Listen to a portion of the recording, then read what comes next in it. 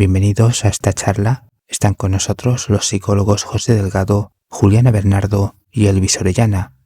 El tema es si las élites actuales tienen derecho a cambiar el mundo y por qué se creen con ese derecho para imponer su particular visión de un nuevo mundo, hasta el punto de moldear la mente individual y por extensión la psique colectiva de las masas sociales a través del caos, la tecnología, la psicología y las ideologías posmodernas.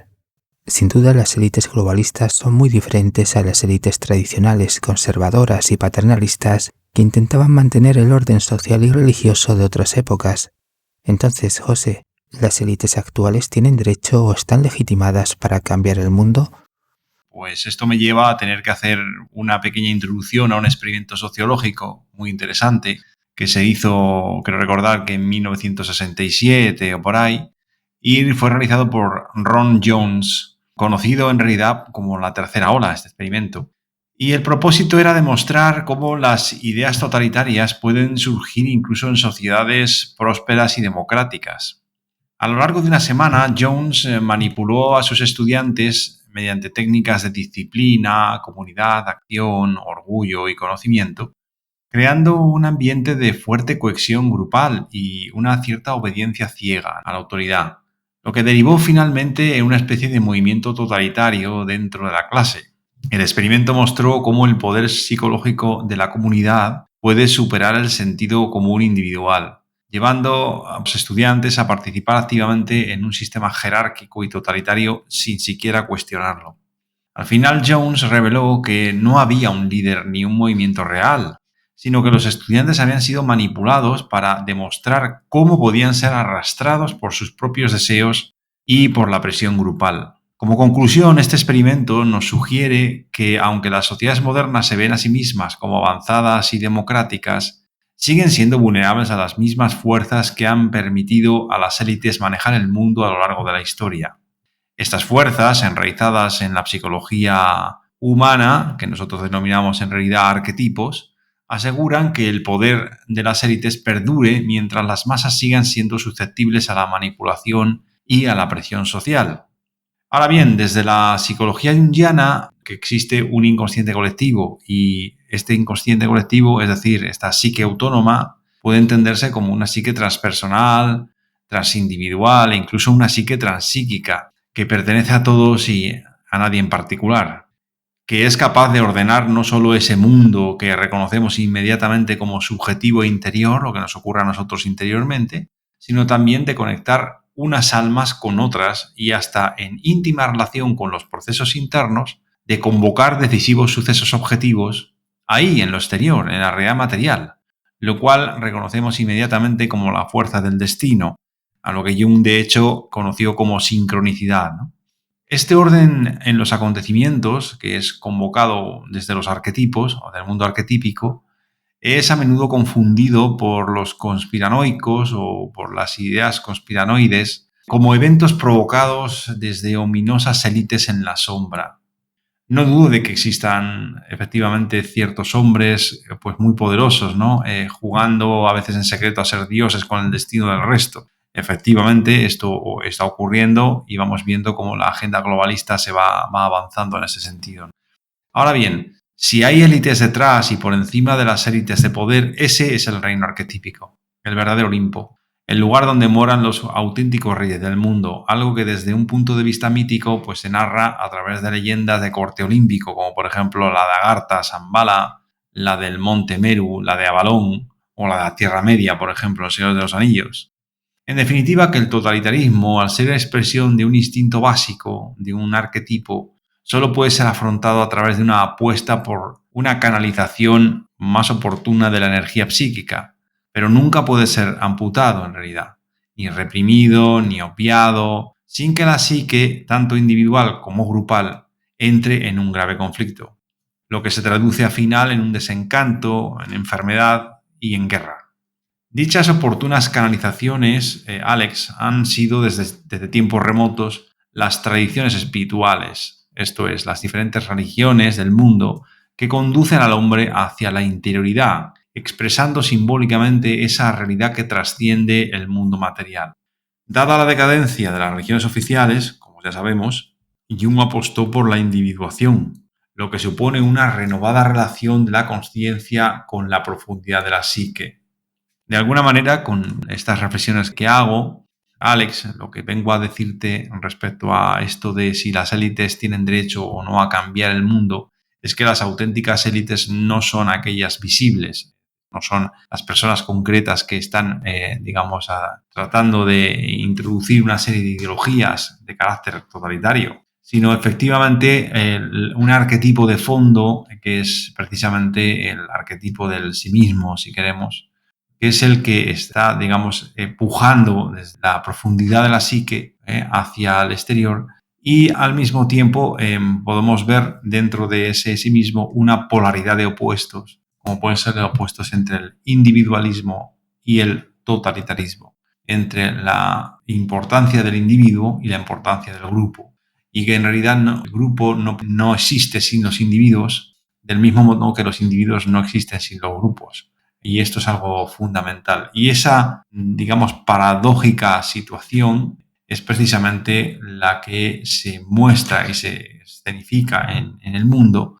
pero como digo, es convocada por la profundidad de la psique. Desde luego entiendo que esta reflexión que yo estoy haciendo es puesto bastante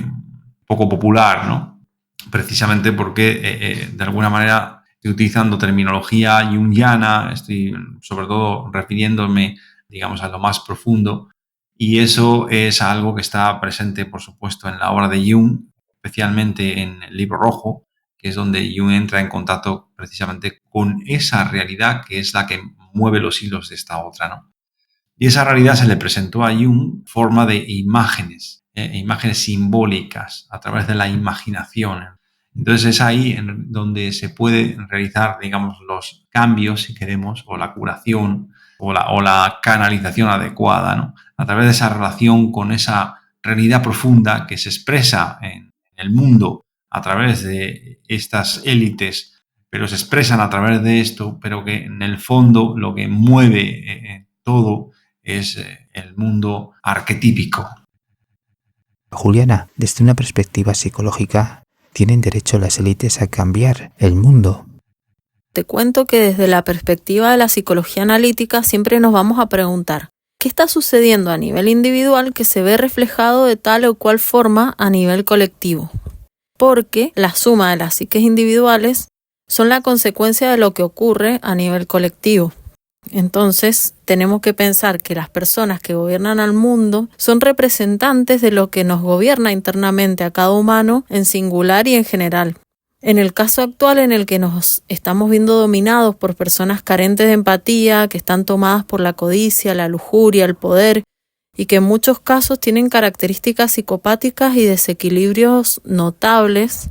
nos tendríamos que preguntar sobre cómo llevamos estos aspectos en nuestra propia vida. ¿Qué lugar les damos? Si los reconocemos cuando actúan o si los vemos únicamente proyectados en otros. Sobre esto, recordemos que la sombra, desde la psicología analítica, se define como todos los aspectos de la personalidad que no son reconocidos como propios y que se ven proyectados en el exterior. Si lo vemos desde este punto de vista, podemos darnos cuenta que quienes gobiernan el mundo tienen todas estas características de la sombra, ya que la gente, al identificarse con el ciudadano de bien, le da directamente el poder a sus aspectos más viles. En las redes sociales esto lo podemos ver como la expresión de todo lo reprimido y escindido de la personalidad consciente que actúa de una manera autónoma, tomando al individuo sin que éste se entere. Por ejemplo, en los comentarios llenos de resentimiento y odio en los que se ve reflejado el tabú de la agresividad, muy común, o en los casos que cada vez son más de las falsas promesas de abundancia financiera sin que medie ningún esfuerzo. Y también podemos ver pequeños ejercicios de poder que se ponen en práctica cuando las personas comentan sobre lo que se debe o lo que no se debe hacer, lo que está bien, lo que está mal, etc. Carl Gustav Jung decía que si no tenemos un Dios al cual adorar, vamos a terminar adorando cualquier cosa, y que lo más común era que íbamos a terminar adorando el dinero. Por eso le damos inconscientemente el derecho a las élites a que cambien el mundo, porque venden una idea de un mundo ficticio en el que cada uno puede llegar libremente a conseguir todo lo que desea del mundo material y que así va a poder ser finalmente feliz. Entonces, nuevamente me pregunto, ¿a quién damos nuestro poder? En vez de dirigirlo hacia nuestro interior, al conocimiento de lo que somos, de lo que verdaderamente deseamos, a pulir y mejorar nuestras relaciones interpersonales, a conocer nuestra esencia, nuestro propósito para vivir de una forma auténtica y completa, le damos ese poder a la ilusión de que con el menor esfuerzo podemos ser millonarios y así acabar con todos nuestros problemas. Hay una información circulando que incentiva la individualidad, mal utilizando el nombre de Jung, por ejemplo, o de otros autores, porque lo que se quiere es que cada individuo se desconecte de los demás para así hacernos más manipulables y dóciles. Si una persona se encuentra aislada de lo colectivo, también lo estará de sí mismo. Es una paradoja interesante que da para pensar. El proceso de individuación que propuso Carl Jung es justamente el equilibrio entre lo colectivo y lo que propone el mundo externo, con lo individual y lo que hemos traído al mundo de manera única e irrepetible. Creo que vamos a poder quitarle el poder a lo que nos está gobernando hoy, siempre y cuando empecemos este viaje interno de reconocernos y conocer y amar todas nuestras partes para que ninguna tenga el poder sobre la otra. Elvis, ¿qué nos puedes aportar al tema en cuestión? Las élites no tienen derecho a cambiar el mundo, pero también me surge otra pregunta. ¿De qué élites estamos hablando y de quiénes son esas élites? Pues yo creo que dentro de los próximos 30, 50 o 100 años, quienes van a controlar el mundo y quiénes son élites van por los que controlan las inteligencias artificiales, las tecnologías computacionales digitales, las que controlan las redes sociales y sus algoritmos, así como la computación cuántica y la robótica. Por lo tanto, hay 5 o 10 empresas que controlan el mundo a través de estas tecnologías, que nos manejan nuestros pensamientos, nuestras ideas, que nos dirigen nuestros pensamientos, nuestras ideas sin que nos demos cuenta, especialmente a las masas. Por lo tanto, para que 5 o 10 empresas, no solamente ellas controlen el mundo, debemos ampliar el abanico para que sean más las empresas que sean élites. Para que no solamente 5 o 10, sino que sean 50 o 100 y que no estén agrupadas entre ellas para que haya libertad de competencia, para que haya libertad de pensamiento y para que haya libertad de consumo de esas tecnologías. Hoy en día conocemos que hay grandes empresas como Alphabet, que controla Google, que controla YouTube y que ahora tiene una nueva inteligencia artificial que se llama Gemini. También tenemos a OpenAI, que está controlada por Microsoft y su grupo empresarial, que controla ChatGPT, GPT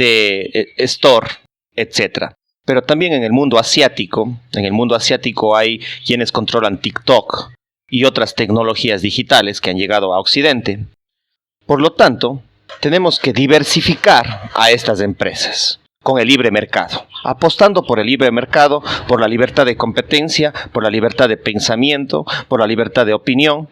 en cada uno de los países y a nivel internacional. Y nosotros, tal vez que no somos parte de las élites globales o las élites intermedias, que no somos parte de esas 5, 10 o 20 empresas que controlan el mercado, el pensamiento, la opinión, pues deberemos fomentar a que surjan nuevas empresas que den competencia a estas 10 o 20 empresas que dominan el mundo, para que la sociedad pueda ser libre, más libre. Buenos días, buenas tardes y buenas noches.